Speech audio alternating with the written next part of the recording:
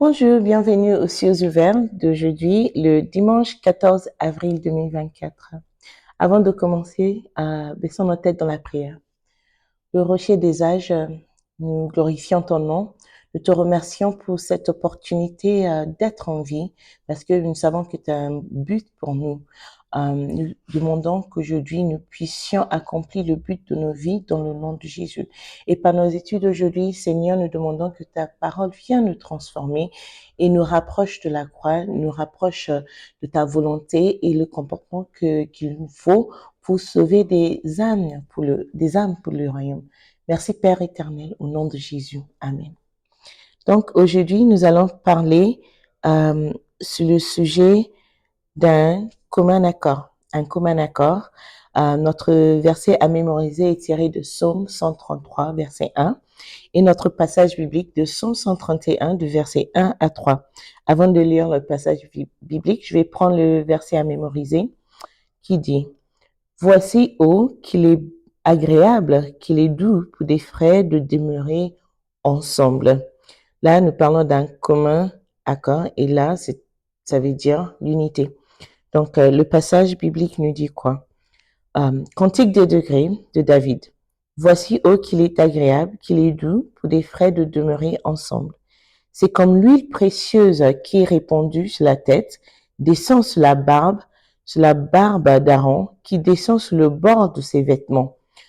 C'est comme la rosée de l'Hermon qui descend sur les montagnes de Sion, car c'est là que l'Éternel envoie la bénédiction, la vie pour l'éternité. Là, nous voyons que la bénédiction se trouve dans un endroit où il y a l'unité.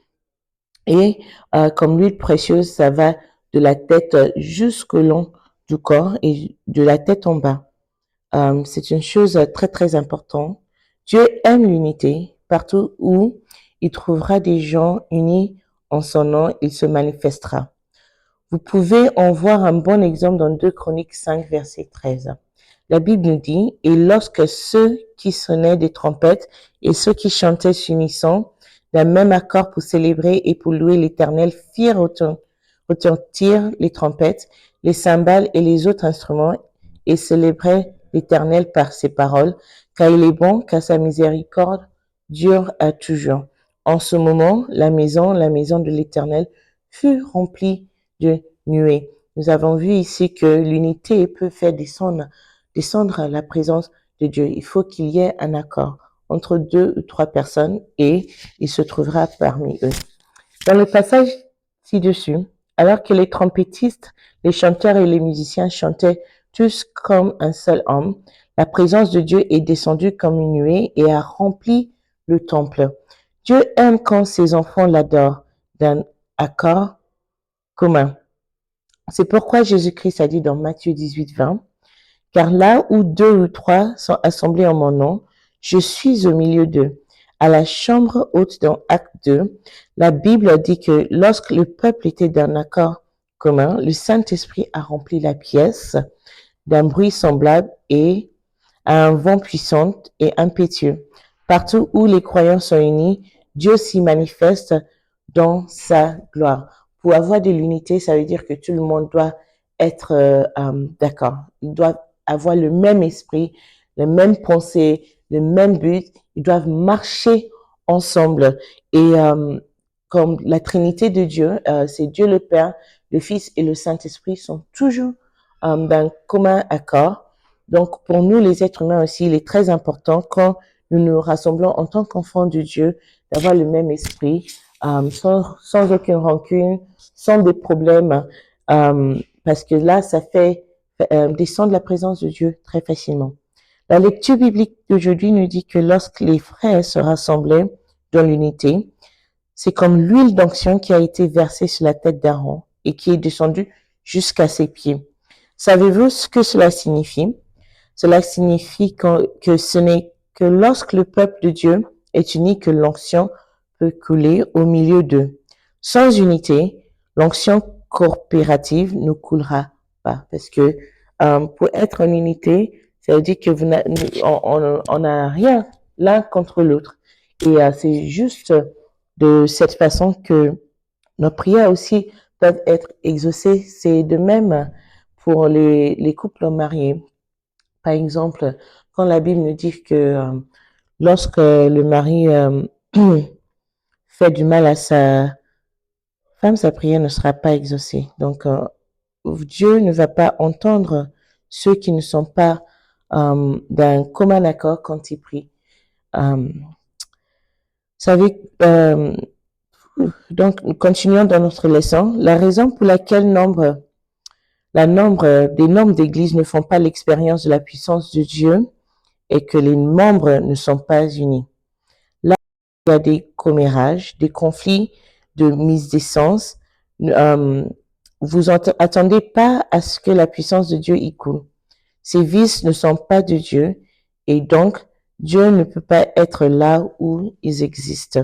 Quand il n'y a pas de paix, quand il n'y a pas d'amour, Dieu est amour, il y aurait la difficulté de voir Dieu agir parmi vous. 1 Corinthiens 12 dit que nous sommes tous des parties différentes d'un seul cœur. Si la main est envieuse des yeux et la jambe fait la tronche à la tête, comment le corps peut-il fonctionner efficacement? Lorsque nous serons unis dans notre assemblée locale et dans le corps de Christ dans son ensemble, nous verrons parmi nous de grands miracles et qui étonneront le monde entier. Si vous êtes un pasteur qui lit ceci maintenant, vous devez vous assurer que toutes les formes de conflit entre les ouvriers ou les membres de votre assemblée locale soient résolues aujourd'hui. Vous voyez Dieu agir grandiosement parmi vous, dans votre assemblée, dans la vie des membres de votre église et même dans votre vie. Il faut que la paix existe, il faut que l'unité et l'amour de Dieu existent pour voir son onction et des miracles et des signes, des merveilles et des prodiges se manifester parmi vous. Le point d'action pour aujourd'hui, c'est qu'il faut appeler un membre de votre assemblée locale et lui dire, je t'aime de l'amour de Christ. Donc, prions. Père éternel, nous te remercions pour cette étude aujourd'hui. Nous demandons, Père, que tout esprit qui nous mettre l'un contre l'autre dans notre assemblée soit banni parmi nous dans le nom de Jésus. Nous demandons que ton amour soit répandu dans le cœur de tous les membres du corps de Christ aujourd'hui pour que l'unité existe et pour qu'on puisse manifester ton onction d'une grande façon dans nos vies pour attirer de plus et mieux ceux qui sont perdus et gagner et sauver des âmes pour le royaume. Merci Père éternel pour ta parole. Glorifiez, nous glorifions ton nom. Au nom de Jésus, nous avons prié. Amen. Passez une bonne journée.